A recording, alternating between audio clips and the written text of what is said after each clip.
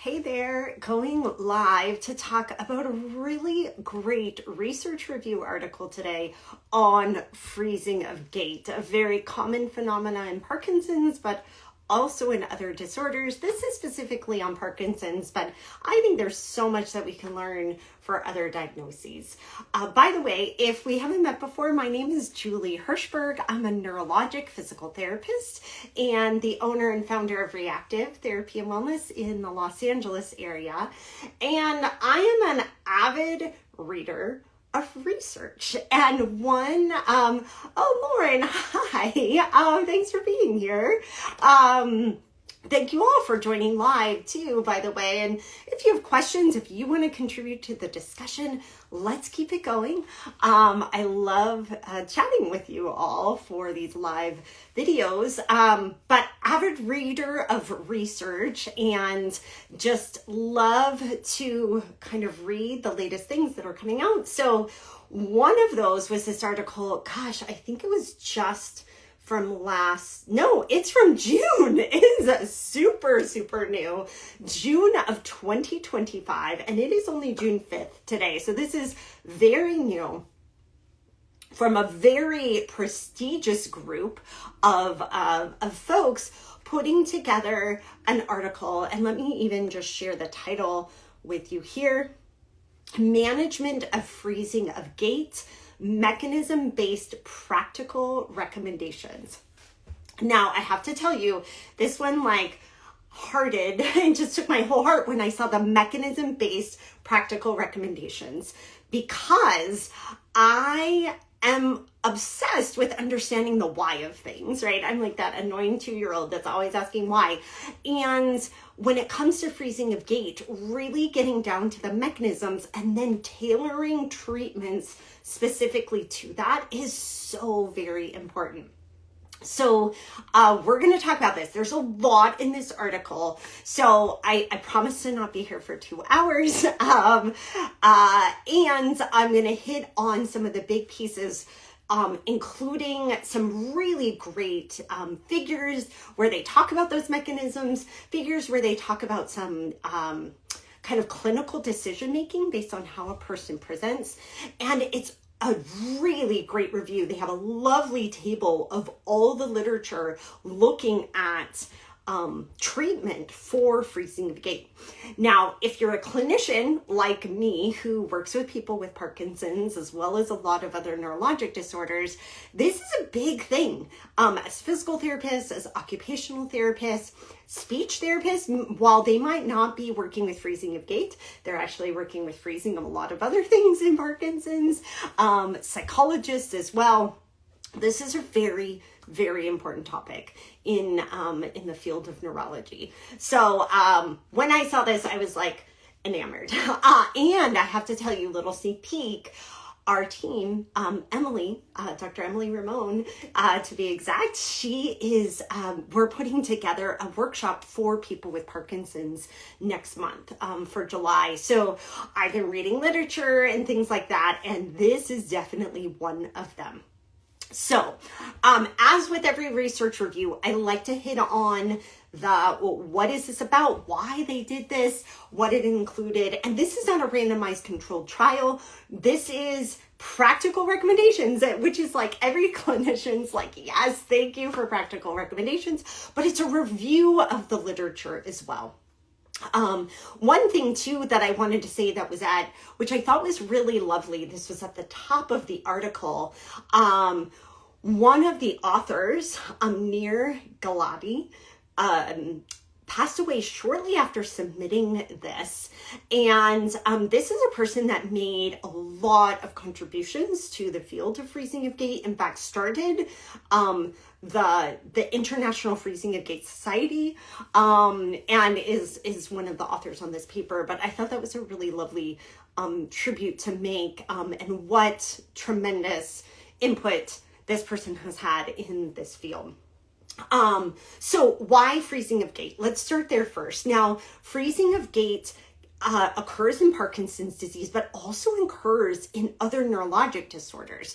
So when I was reading this, although I mostly see this in Parkinson's, I was kind of intrigued with some of the mechanisms and how those might relate to other disorders like functional neurologic disorders. And there's a lot of other links between Parkinson's and functional neurologic disorders and other movement disorders in general that I think we can't ignore. And I feel like I always learn something that is applicable to everybody when I read a research article. The other thing, so freezing of gait, it's common, especially at later stages of Parkinson's. As the authors talk about 50% of people at later stages. And one of the things they emphasize, and I think this is what really caught me in this article, is that preventative approaches is probably our best method. Because if we can prevent it from occurring, we can kind of slow somebody's mobility decline. And I have recently been working with people with young onset Parkinson's and primarily working on those pieces of prevention. So this part, I feel like what really, really resonated with me. And I was like, how can we prevent this? What can we do to preserve some of the brain circuitry that might be contributing to freezing of gait? So what is that brain circuitry? I had to nerd out, and they started off with this figure, and I know it's kind of tiny. You're on your phone, you're watching this, or maybe you're watching it later and it's a little bit bigger. After we do these videos, by the way, we upload them to YouTube, so that you could watch them on YouTube too. But of course, I got excited that they are showing the circuitry here involved in normal gait. So the first brain there on the left is a healthy adult. What are those circuits involved in walking and doing other things at the same time, right? So what you can see in normal, a healthy adult brain, you actually have this inhibitory basal ganglia output. And that is kind of at a low level in a healthy brain. And then you have all these other networks are intact. So you have your limbic system, your motor function, your cognitive regulation. Look at all of these things that influence gait, right? So cognitive input, sensory input, automated motor control. This is what's happening in the basal ganglia. Gait control down from the brainstem into the spinal cord. And what they show is intact dopaminergic projections from the substantia nigra to the putamen. These are key areas that we know can get involved with Parkinson's as well. I want to say a shout out to Karis because I just got to meet you this week. Hi, Karis. Thanks for joining us live. So that's the brain on the left. And then we see two other brain mechanisms. And the second one is Parkinson's disease with occasional freezing of gait. And then the third is Parkinson's disease with frequent freezing of gait. And the two things I want to point out from a mechanistic standpoint, and this is them, by the way, summarizing loads of literature on this topic. In the first one, what they see is that inhibitory basal ganglia output is high. So if the basal ganglia is essentially inhibiting some of that automatic movement, so that output is high. But those compensatory networks, this is really important when it comes to treatment, those compensatory networks are intact so that they can keep the person doing goal-oriented movement with very little interruption of freezing of gait. That's what's happening for the brain on the right. For the brain on the left, we see that inhibitory basal ganglia output is high and the compensatory networks are impaired. So that might be increased input of the limbic system to the basal ganglia, impairment of the cognitive regulation. Look at all of these areas where it can go awry. This is where it's so fascinating. Do you see the overlap here with functional neurologic disorders? If you're a clinician who's looked at a lot of these network changes, there's a lot of overlap here. That impairment in the cognitive network, increased input of the limbic system. This is another thing that happens in functional neurologic disorders. Impairment in some of the cognitive regulation of motor function. Impairment in the sensory component. Obviously, severe dopaminergic denervation that might occur at a later stage of Parkinson's. And then this fully de-automated motor control.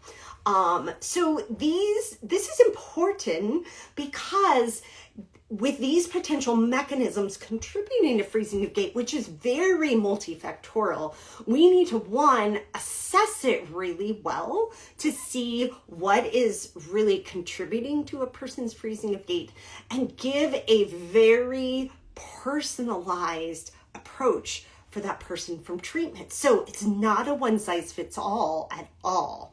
Now, they break that down even more when it comes to looking at, so I'm going to bring up another picture here. When it comes to looking at what you would do from an assessment standpoint. Now, this is a neurology assessment, so I want to give some extrapolation to what we should do as clinicians as well. But I love this. I love where they're looking at this because it starts with listening to the person. It starts with really understanding their history. And a big piece when it comes to freezing of gait and Parkinson's is the response to a dopaminergic medication. And so that's the first thing. Does it respond? If it conclusively responds, then, part of the assessment could be a dopaminergic a challenge, so like a levodopa challenge. But if it's inconclusive, then that's when we would do that challenge. So a levodopa challenge, by the way, is really looking at the off state for the person, and they do that 12 hours after their last intake of medication. And they have highly sensitive tests for this too. So a rapid 360-degree turn. So for us as clinicians, I think this is really helpful. We should be doing that and doing that with dual task. So this is a very sensitive measure of freezing a gait. Very helpful. Assessing gait in scenarios that trigger freezing of gait. So whether that's a change in surface that the person is walking on, or with a cognitive dual task or a stressor. And then looking at the UPDRS. So hello, they just set up our clinical evaluation for us, which I think is really, really helpful. I think a lot of us as physical therapists are doing these types of things as well. I love the freezing of gait assessment as well and the freezing of gait questionnaire. But what they're looking at as a neurologist is to see, is this associated with the off state? Is it the on state? Is it biphasic, which is less common? But then they actually subdivide this because these are going to take different treatments, right? So if the freezing of gait improves with the levodopa, okay, this is an off-state freezing of gait. So that's on the left-hand side. The other is a freezing of gait worsens with levodopa. That's an on-state freezing of gait. No change. It means it's unresponsive. And I feel like as a clinician, this might be what I see more. But also as a physical therapist or OT or speech therapist or psychologist, when we're talking to somebody with Parkinson's, we are talking a lot about medication and the medication schedule. And oftentimes we are seeing them, especially if we get to see them at different times of the day, we can actually see this in action, right? So we're seeing an off state or an on state freezing of gait. And then of course there's the biphasic, which is less common. So love these diagrams, by the way, from this particular article. By the way, I didn't even give you all the authors. The first author, I'm so sorry for these names though, but the last name is Tosserums.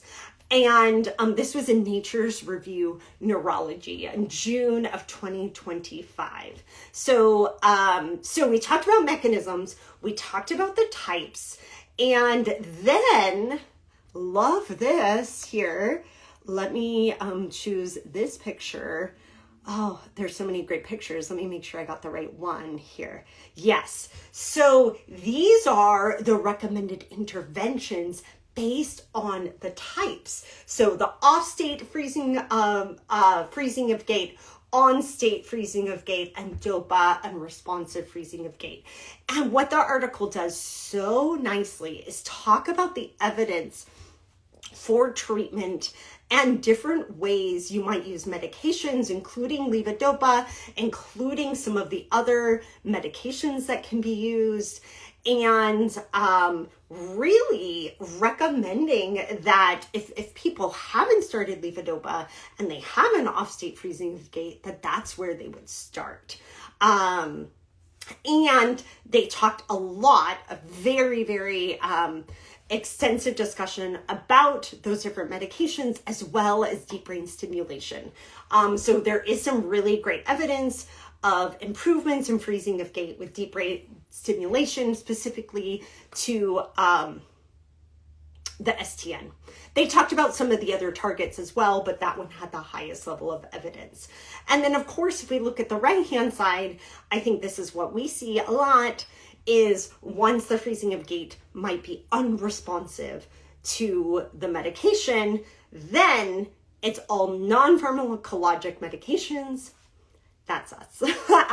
However, they really do talk about how beneficial the therapy is, and again, from a prevention standpoint, at any stage, and should be initiated, honestly, like from the get-go, right? So one more figure here. This is such a beautiful article. I just love a good research article, but I love when they have these beautiful diagrams to help take it to the next level, help us really apply it in clinical practice.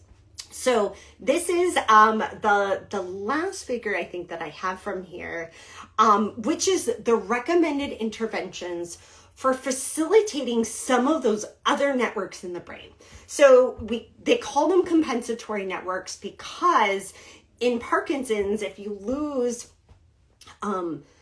dopamine producing cells and receptivity in the substantia nigra, you need those other parts of the brain to really help in producing automatic movement. And I thought it was really appropriate, by the way, I wore my All You Need Is Lobe shirt here, because a lot of those other parts of the brain are not deep nuclei. They're like in the cortex in a lot of those network areas. But plus I just love my brain shirt here. And we know you need more than the lobes, right? Like, you need the brainstem, you need the cerebellum. But I just love this shirt. So, but when we're talking about some of these compensatory circuits, this is where we can tap in. This is where we can really help somebody use what is working well for them. And what is lovely is that they recommending prescribe exercise. And I actually love how they call it feasible exercise, because it's not really helpful if it's not feasible for the person. And Karina, I see your comment here you have a question. Fabulous. Put questions in the comments if you have them here. I'm happy to answer questions. So prescribe exercise. So if they don't have freezing of gait, so that's the first kind of pinkish square. It's not a square, it's a rectangle in the middle. If they don't have freezing of gait, start with exercise. Refer to specialized physiotherapy. Yes, indeed. Thank you. And consider training to strengthen these compensatory networks. It's not saying do compensatory strategies. It's saying strengthen these networks, which I love. This is what we do as clinicians. We can improve the strength of networks. And we'll talk a little bit about how we would do that, right? If there's occasional freezing of gait, again, they're saying prescribe specialized physiotherapy. And look at this. So look at the other. Assess cognitive status and their self-reported ability to be able to do training that they are learning and apply to daily life, right? And so you can kind of see these decision points. If they have intact retrieval, then you can have them practice and be able to do this. Some people, particularly if they have a Parkinsonism or some, potentially like a Lewy body dementia, something like that, they might have limited retrieval. And then you can see that arrow actually points to requesting a home visit, one of my favorite things to do, and practice context-specific training. Also one of my favorite things to do with people. So you kind of have this decision point based on the person's retrieval. And then finally, if they have frequent daily freezing of gait, this is where we might actually be working with the person and their family to look at assistive devices and things like that to help with it.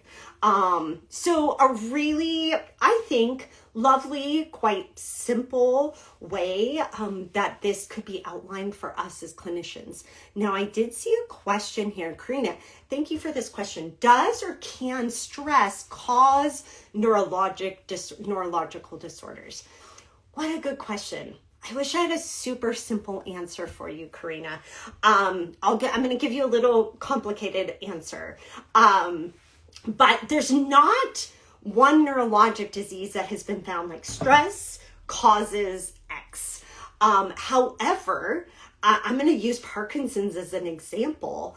Parkinson's is a really complex disease as far as understanding what might cause it. There might be genetic pieces, there might be environmental pieces, but there has been some research to show that a person may have their initial onset after some sort of stressor. And we have to think of stress in multiple ways. So for example, they have a surgery.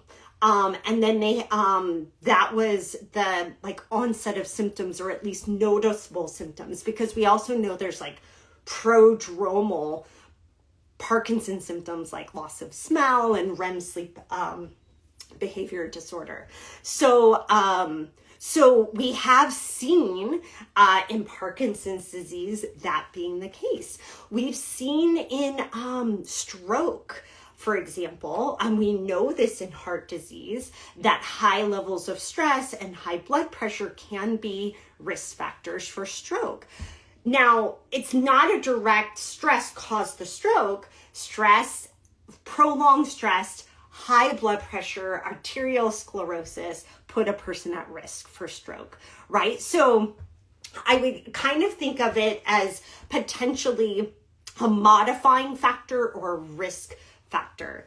But it's such a good question there, Karina, because I think sometimes many things get blamed on stress, and they're more complex than that.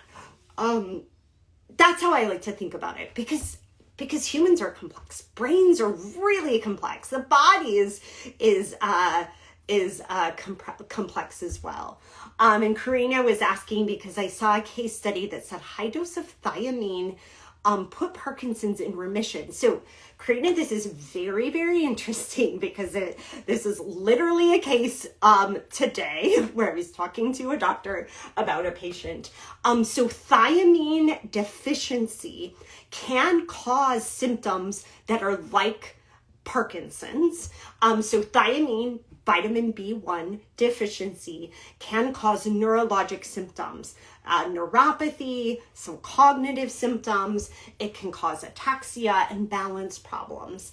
And this is literally a case that we have been working with at re+active and screened and saw some of these things, talked to the doctor. They got blood work, they got imaging, and thiamine deficiency. He'll get high doses of thiamine, and those symptoms should go away, which is great. Now, I don't know the case study that you were talking about, and I don't want to go too much down a rabbit hole, except for clinicians. We should be screening our patients and we should be referring them appropriately. But I do know that thiamine deficiency can cause symptoms that might look like Parkinson's. The other thing that Karina is sharing too, I've had vibration tingling in the face and body and been under major stress, and it sucks. Here's something that I do know, and the authors actually talk about this in terms of Parkinson's as well, is that stress can make symptoms worse in any disorder, but especially in neurologic disorders.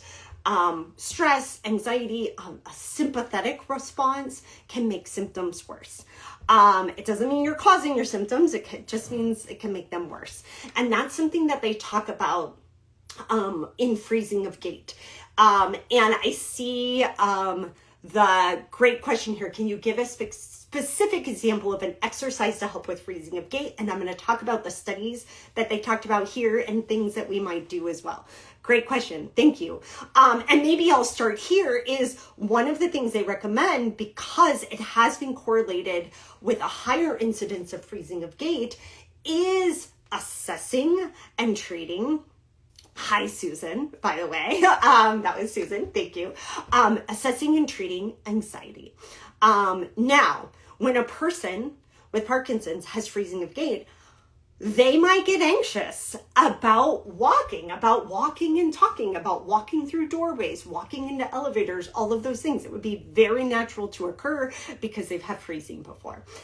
However, it doesn't mean that it's always going to be that way. And there are really some great things that can be helpful for anxiety and for improving a person's confidence with their walking. Now, one of the things that they did talk about is that cognitive behavioral therapy, which has been studied in freezing of gait, didn't seem to actually be helpful. I'm maybe not surprised at that, but I do have a bias that I think when it comes to really working with somebody in anxiety, I think it's just more complex than maybe cognitive behavioral therapy will get at. And I think a more person-specific and holistic approach from a psychotherapy standpoint could be really helpful for a person with Parkinson's and freezing of gait. But what they talk about, and I'll quote here because it was so great. So they say some individuals with freezing of gait have higher levels of anxiety, or, and this is due to the Parkinson's, by the way, reduced ability to cope with anxiety-provoking situations compared to people without freezing of gait. The conditions that trigger freezing of gait, so I'm reading again here, or the fear of falling, can invoke anxiety that worsens the freezing of gait through, I love that they bring the networks in here, through dysfunctional crosstalk between motor, cognitive, and limbic pathways, or the redirection of attention away from gait control. This, like, I highlighted a lot of this paper, but this particular sentence was like a big star for me because it tells us again mechanistically what's happening here and where we might be able to intervene. So basically what it's saying is this dysfunctional crosstalk between motor, cognitive, and limbic areas. This is kind of anxiety or fear, really like like, I feel like almost it's kind of like like a UFO coming down and usurping and like taking away some of that normal gait control, because the attention is really being hijacked away by some of those emotional components. And I think this requires, well, not just think, I know this requires looking at these things in a very context specific manner. So this is where I would say doing very specific practice, maybe even a co-treat between psychology and physical therapy, to really understand how those components are kind of intermingled, for lack of a better word, with a specific task, like crossing the street, getting up and down a curb, walking through a doorway, redirecting attention. As Heather, my network queen, is here. Hi, Heather. I realize I'm not talking about this image anymore, so I'll take that image down. But just like so many, Heather, our networks strike again. I feel like this keeps happening in everything I read. The networks strike again. And can we redirect attention from basically I want to kind of turn off some of the limbic system drive and turn on some of that automatic movement. This is what we want to do in so many other conditions. And as Heather says, networks are everywhere. They are everywhere. And they are so very important to what we do as clinicians. So I like to think of, when a person then is experiencing freezing of gait, if you had this kind of nice network balance of all the systems working really well together, we're going to have automatic movement. You're going to be able to walk and talk and do all of those things. And it's when one network kind of dominates and takes over and all of the attention is going there, you lose this. You lose some of that automatic movement, right? And in Parkinson's, that's even heightened because that automatic gait pathway is impaired by dopamine. And so we're going to use goal-directed, externally focused movement. So somebody asked, can you give me an example of what one of those exercises would be? Anything externally focused, right? And so this might be something as simple as we're stepping over a piece of tape. It might be that we are walking to music. And actually the authors created, I don't know if I grabbed this table. Let me see if I did. I did not. But there's a lovely table in this, right at the beginning of the study that summarize all the interventions, including therapy interventions. And that included studies looking at external focus of attention, like stepping to a metronome, for example. There was another question here. In your clinic, do you all treat this? Yes. So this is Karina. This is what we do all day long. So we are a group of physical therapists, occupational therapists, speech therapy, psychology. We work with people with neurologic disorders all day long. And this is what we're passionate about, and this is what we do. And we teach and mentor other clinicians and students. And Heather says, yes. So Heather, I was nerding out big time on this because there is some literature that shows that functional neurologic disorder could be prodromal to Parkinson's in some people. Now, I say that not meaning to scare anybody, to say Parkinson's is coming for you. It's a very small group. It's very specific symptoms. So not to worry you about that. But I think the bigger important piece is that there's so much overlap in the network dysfunction that is occurring in Parkinson's and functional neurologic disorder. I think that's a very, very big take home for this.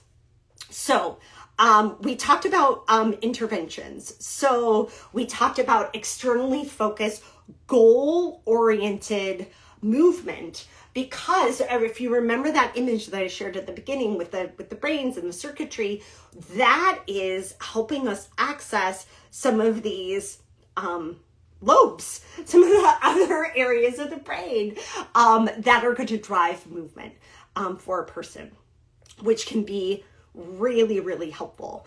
My favorite part of the article was called Towards the Prevention of Freezing of Gait.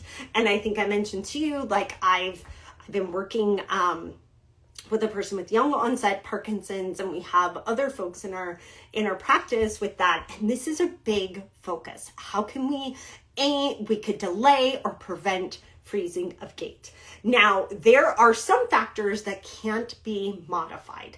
Things like a person's age that we can't modify. But there are some motor and non-motor things that seem to precede, so they come before the onset of freezing of gait. They can be modified by training. And the things that they talked about that are supported in the literature: motor sequence deterioration, decreased balance, decreased step length, particularly with turning, and then an overall decline in some of those typical gait parameters. Other things that are really important, so all of my OT, psych, speech friends, so important: cognitive impairment, depression, anxiety, and sleep.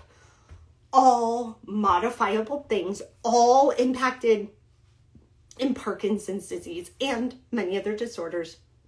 All things that my lovely OT, speech, psychology colleagues work on and can help prevent. And just a quick story, one of the people that I'm working with Parkinson's, who's like doing phenomenal, by the way, he had mentioned to me that one of the things that was really a struggle for him was sleep. And he's back to exercise, and we were doing burpees, and, he's jumping and running and doing all these great things, but sleep's still impacted. And I was like, you got to see OT. You have to see OT because it's so impactful to all of these things. And I'm thinking prevention of freezing of gait, delay of these symptoms, right? And so he's seeing OT next week, and I'm so very excited because, gosh, if you can address your sleep, you can literally prevent so many of these pieces. I can't speak highly enough about our OTs and sleep. So some of the things that they talk about with evidence is that while there is not huge amounts of evidence of prevention of freezing of gait with physical therapy, there is evidence for these other things. So training can obviously improve gait, balance, cognition, depression, and anxiety. And this is why they're recommending get into therapy, get into exercise. And the earlier these are initiated, the better. So that was another piece that they talked about from a study standpoint, is that the earlier a person with Parkinson's started an exercise program, the longer they stuck with an exercise program. And we know in Parkinson's, exercise is like dopamine, it's like medicine. So they're extrapolating that this could also prevent freezing of gait. So great. Another area that they talked about in prevention of freezing of gait is aerobic exercise, because aerobic exercise can attenuate the progression of symptoms in Parkinson's. It's like medicine, and it's so very powerful. They talked about one particular study, a fairly recent study, 130 people with Parkinson's, and get this, the aerobic exercise really changed the connectivity in the brain, the connectivity between the anterior putamen with the sensory motor cortex. This is increased functional a connectivity in the lobes. So the changes in the brain also correlated with the amount of fitness that the person improved. So such a great, powerful message of aerobic exercise, changing the brain, helping the brain in these ways that could prevent freezing of gait. And then there was a meta-analysis that looked at training targeted to freezing of gait, and that it found that that interventions that improve cognition, cognitive motor integration, balance, gait, obstacle avoidance, all had a moderate effect size on this self-reported severity of freezing of gait. So such a positive message. There's so much that we can do. There's so much that we can do as clinicians. There's so much that a person can do with Parkinson's.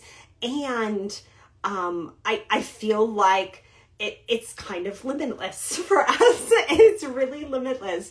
And that gives me a lot of hope. A lot of hope. There's so many good things in this. I told you we could talk like for 2 hours here. But one of the pieces that they talked about was to engage these cortical networks, right? And there was a study that, let me find this in here. It was an ambulatory EEG study. So meaning the person's walking with EEG on, and that they found that people with PD and gait impairments demonstrated that activation of the sensory motor cortex and frontal and parietal cortical areas is greater during gait with cues, so walking to the metronome, than during gait without cues. So this shows, so here's a brain study doing the intervention, showing a successful switch to those cortical brain areas during goal-directed gait activities. That is pretty powerful. That gets me excited to keep doing an externally focused type of training. Somebody asked here, so let me come back again. So the name of the article that we've been talking about is Management of Freezing of Gait, Mechanism-Based Practical Recommendations. It's in, let me come back to it, Nature Reviews Neurology, June of 2025. The first author's last name is Tosserums. And I might not at all be saying that correctly, but very promising that there is so much that we can do. And yet another thing that is also very strongly supporting that we as clinicians should be looking at networks. We should be looking at brain networks and how we can influence them based on what we understand of the mechanisms, right? And in this case, it's mechanisms of freezing of gait in people with Parkinson's. So interesting. Highly, I tell you, like, I highlighted the heck out of this article. It was so great. And like, I've read a lot of the literature on freezing of gait. We have a great freezing of gait mini course in our Brain Bites group. We have a freezing of gait pie chart, by the way, for clinicians to help break it down and see where they should focus interventions. But this was a really fabulous update. So very good. So if you are a clinician or a patient and you're not already on our newsletter, get on it. I'll send a link to this article, as well as our videos from the week and all of our resources. I send that in our newsletter every week on Fridays to clinicians and on Mondays to our patient list too. So you can go right to reactivept.com/newsletter or reactiveeducation.com if you're a clinician for that. And if you are a person with Parkinson's, I wanted to share with you that Emily Ramon, our Parkinson's program director, she has put together a brand new resource for people with Parkinson's. We have this great resource on the autonomic nervous system in Parkinson's. It's fabulous because it's like all those lesser known things that you didn't realize about Parkinson's. Lots of great things for managing symptoms. So we have this free resource. She just created a special little bonus to that resource, and it's on Freezing of Gait. So if you're a person with Parkinson's or know somebody with it, go get that free resource. You can find that on our webpage at reactivept.com/Parkinson/PD. But you can also just send me a message and we'll send you a link to download that. But she just put it together. And as I mentioned, we are slowly, well, not slowly, it's coming up soon, but it's coming in July. We're going to do a free workshop for people with Parkinson's.